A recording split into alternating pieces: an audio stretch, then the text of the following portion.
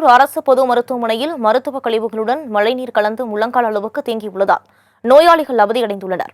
இதுகுறித்த கூடுதல் விவரங்களை வழங்குவதற்காக செய்தியாளர் விநாயகம் இணைப்பில் இருக்கிறார். வணக்கம் விநாயகம், அங்க இருக்கக்கூடிய சூழ்நிலை விரிவான விவரங்கள்.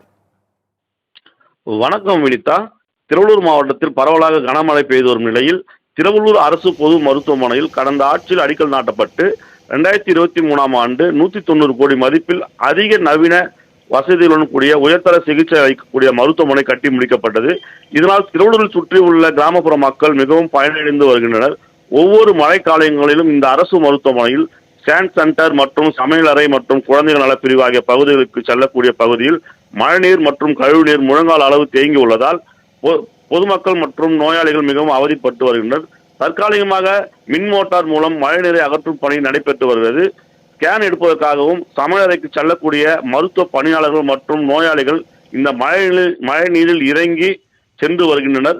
மழைநீருடன் கழிவுநீரும் சேர்ந்து உள்ளதால் அதில் கால் வைப்பதற்காக நோயாளிகள் மிகவும் அவதிப்பட்டு வருகின்றனர். அது மட்டுமல்லாமல் நிரந்தரமாக இந்த மழைநீரை தேங்காத வண்ணம் மருத்துவமனை நிர்வாகம் நடவடிக்கை எடுக்க வேண்டும் எனவும் நோயாளிகள் மற்றும் பொதுமக்கள் கோரிக்கை வைத்து வருகின்றனர். தொடர்ந்து இந்த மழைக்காலங்களில் இது போன்ற இன்னல்களுக்கு இந்த மருத்துவமனை ஆளாகி வருவதாகவும் இதனால் தொடர்ந்து இந்த பகுதியில் மழைநீர் வடிகால் கால்வாய் கட்டி இந்த மழைநீரை முற்றிலும் அகற்றப்பட வேண்டும் எனவும் நோயாளிகள் மற்றும் பொதுமக்கள் கோரிக்கை வைத்து வருகின்றனர். வினிதா,